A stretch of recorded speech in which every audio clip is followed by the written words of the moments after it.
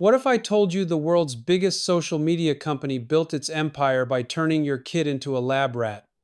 Meta didn't stumble into addiction by accident. They engineered it. They tested it. They optimized it. Not to protect, but to profit. Internal memos show they knew Instagram was wrecking teen mental health. So did they stop? No. They tweaked the code to make it worse. Now families across the country are dragging Meta to court, saying their children were the collateral damage of a billion-dollar dopamine experiment. This isn't just a lawsuit, it's a reckoning. And the evidence? It's not a smoking gun, it's a full-blown confession. You think your teenager's phone addiction is just kids being kids? Meta would love for you to believe that. But behind the scrolling, the likes, the stories, is a system carefully engineered to do one thing: hijack attention and never let it go. This wasn't accidental, it was calculated. Right now, Meta is facing one of the largest legal firestorms in tech history. Over 1,000 families have joined a massive lawsuit claiming that Facebook and Instagram were designed to addict children, ruin mental health, and profit from the destruction. We're talking anxiety, depression, self-harm, eating disorders, all linked to social media use. And Meta's own internal documents show they knew it was harming kids, knew it was triggering mental illness, and they pushed forward anyway. Let's rewind. In 2021, a whistleblower named Frances Haugen leaked thousands of internal documents. They called it the Facebook Papers. These files exposed everything. Meta's own research found that Instagram made body image issues worse for 1 in 3 teen girls. That young users blamed Instagram for increases in anxiety and depression. And that teens who felt worse about their lives still couldn't stop scrolling. Now, in a world that made sense, you'd expect Meta to hit pause, change the system, protect the kids. But that's not what happened. Instead, they ramped up engagement. They built features to increase screen time. They gamified the experience. Reels, stories, infinite scroll. They knew what kept users hooked, and they used it. Here's the legal angle. The lawsuits against Meta and also TikTok, Snapchat, and YouTube have now been consolidated into a massive multi-district litigation, or MDL, in California. This is where the big tech giants are finally being asked to answer for how their platforms affected the mental health of minors. State attorneys general, school districts, and families are all coming for answers. But the legal challenge is steep.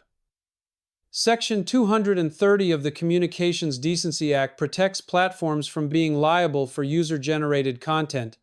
Meta will argue that they didn't create the harmful content. They'll say, "We just host it." But here's the twist. This case isn't about content, it's about design.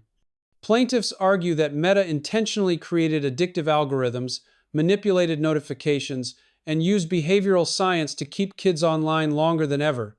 That's not hosting. That's programming addiction. One internal Meta slide literally said, "We make body image worse for 1 in 3 teen girls." Another warned that Instagram led to social comparison and body dissatisfaction. Did they stop? Number? They studied it, like scientists in a lab, adjusting variables, seeing what worked better to keep kids online. It gets darker. Some families say their children were pushed into extreme content. Self-harm, eating disorders, suicidal ideation. Not by accident, but by algorithm. The same code that decides what reel you see next can decide whether your daughter gets fed toxic dieting videos or uplifting content. Meta has the power to curate that feed. The data says they knew exactly what they were doing. In response, what does Meta say? "We care deeply about young people." They roll out features like "take a break" and "nudges."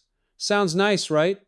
But when you're spending billions on AI that optimizes for engagement, a soft reminder to look away from the screen is like putting a fire extinguisher on a volcano.